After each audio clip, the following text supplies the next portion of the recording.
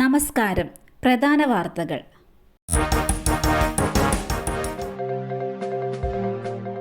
എം.ഡിയുടെ വീട്ടിലെ മോഷണം, പ്രതികൾ കുറ്റം സമ്മതിച്ചു. സാഹിത്യകാരൻ എം.ഡി. വാസുദേവൻ നായരുടെ വീട്ടിലെ മോഷണക്കേസിൽ പ്രതികൾ കുറ്റം സമ്മതിച്ചതായി പോലീസ്. മോഷ്ടിച്ച സ്വർണം കോഴിക്കോട്ടെ വിവിധ കടകളിൽ വിൽപ്പന നടത്തിയെന്നും പ്രതികൾ പോലീസിന് മൊഴി നൽകി. അതേസമയം പ്രതികളുടെ അറസ്റ്റ് ഉടൻ രേഖപ്പെടുത്തും. വീട്ടിലെ പാചകക്കാരിയായ കരുവശ്ശേരി സ്വദേശി ശാന്ത, ബന്ധു പ്രകാശൻ എന്നിവരാണ് പ്രതികൾ. 26 പവന്റെ സ്വർണ്ണാഭരണങ്ങളാണ് എം.ഡിയുടെ വീട്ടിൽ നിന്നും കഴിഞ്ഞയാഴ്ച മോഷണം പോയത്. കൊട്ടാരം റോഡിലുള്ള വീട്ടിൽ നിന്നാണ് സ്വർണം ഉൾപ്പെടെ കളവ് പോയത്.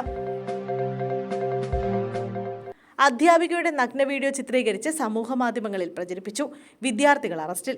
10ാം ക്ലാസ് വിദ്യാർത്ഥിയും 3 സുഹൃത്തുക്കളും ഉൾപ്പെടെ 4 പ്രായപൂർത്തിയാകാത്തവരെയാണ് അധ്യാപിക നൽകിയ പരാതിയെ തുടർന്ന് പോലീസ് അറസ്റ്റ് ചെയ്തത്.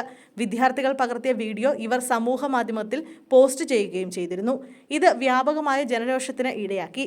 ഉത്തർപ്രദേശ് ആഗ്രയിലാണ് സംഭവം നടന്നത്. പഠനത്തിൽ പിന്നോക്കമുള്ള വിദ്യാർത്ഥികൾക്ക് അധ്യാപിക പ്രത്യേക ക്ലാസ് നൽകുന്നുണ്ടായിരുന്നു.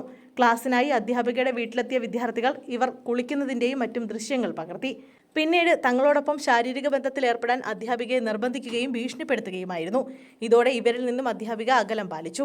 ഇതിൽ പ്രകോപിതരായ വിദ്യാർത്ഥികൾ അവർക്കുമേൽ കൂടുതൽ സമ്മർദ്ദം ചെലുത്തുകയും ദൃശ്യങ്ങൾ സുഹൃത്തുക്കൾക്കിടയിൽ പ്രചരിപ്പിക്കുകയും ചെയ്തു. വീഡിയോ പുറത്തു വന്നതോടെ കടുത്ത മാനസിക സംഘർഷത്തിലായ അധ്യാപിക പോലീസിൽ പരാതി നൽകുകയായിരുന്നു.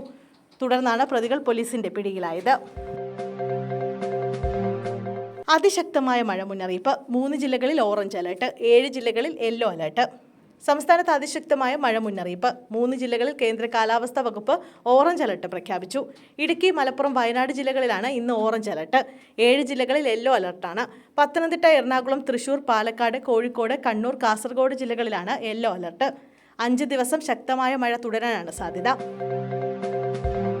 48ാമത് വയലാർ അവാർഡ് പ്രഖ്യാപിച്ചു. അശോകൻ ചരുവിലിന്റെ കാട്ടൂർ കടവിനാണ് പുരസ്കാരം. 1 ലക്ഷം രൂപയും കാനായി കുഞ്ഞിരാമൻ വെങ്കലത്തിൽ നിർമ്മിച്ച ശില്പവുമാണ് അവാർഡ്. മലയാളത്തിലെ രാഷ്ട്രീയ നോവലുകളുടെ ഗണത്തിൽപ്പെടുന്നതാണ് കൃതി.